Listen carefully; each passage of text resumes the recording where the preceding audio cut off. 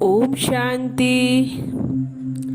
आइए सभी मिलकर सुनते हैं कहानी दान का फल। यह कहानी बहुत ही सुंदर सी है। एक समय की बात है। एक बार एक गरीब आदमी एक सेठ के पास जाता है और भोजन के लिए सहायता मांगता है। सेठ बहुत धर्मात्मा होता है। वो उसे पैसे देता है।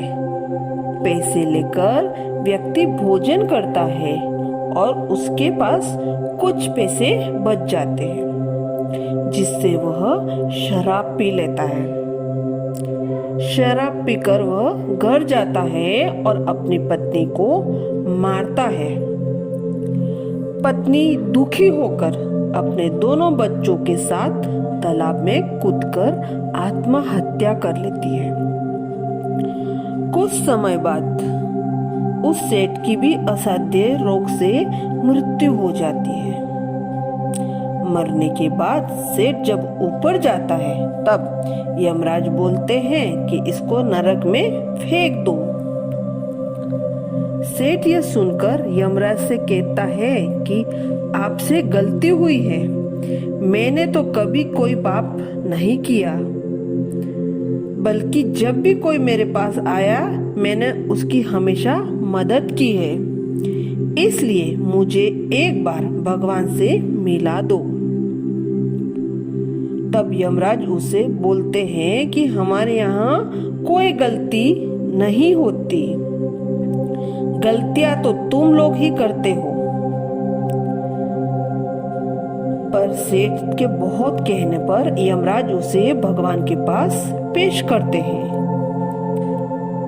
भगवान के सामने जाकर सेठ बोलता है, हे प्रभु, मैंने तो कोई पाप नहीं किया है, तो मुझे नरक क्यों दिया जा रहा है? तब भगवान उसे उस गरीब व्यक्ति को पैसे देने वाली बात बताते हैं। उस व्यक्ति की पत्नी और 2 बच्चों की जीव हत्या का कारण तू है। तू उसे पैसे न देता तो वह शराब पीकर अपनी पत्नी को दुख नहीं देता। सेठ बोलता है, प्रभु, मैंने तो एक गरीब को दान दिया है और शास्त्रों में भी दान देने की बात लिखी है। तब भगवान ने कहा, दान देने से पहले पात्र की योग्यता को परखना चाहिए कि वो दान के लिए योग्य है या नहीं। उसे किस प्रकार के दान की जरूरत है।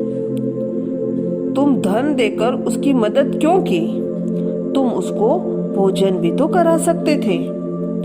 और रही बात उसकी दरिद्रता की, तो उसे देना होता तो मैं ही देता। वो जिस योग्य था उतना मैंने उसे दिया। जब मैंने ही उसकी योग्यता के कारण उसे सब कुछ नहीं दिया तो तुम उसे क्या देने की जरूरत थी? धन देने की, तुम उसे भोजन भी करा सकते थे। और तुम्हारे दिए हुए धन दान के कारण 3 जीव हत्याएं हुई हैं और इन तीनों हत्याओं के पाप का फल अब तुम्हें भुगतना ही पड़ेगा।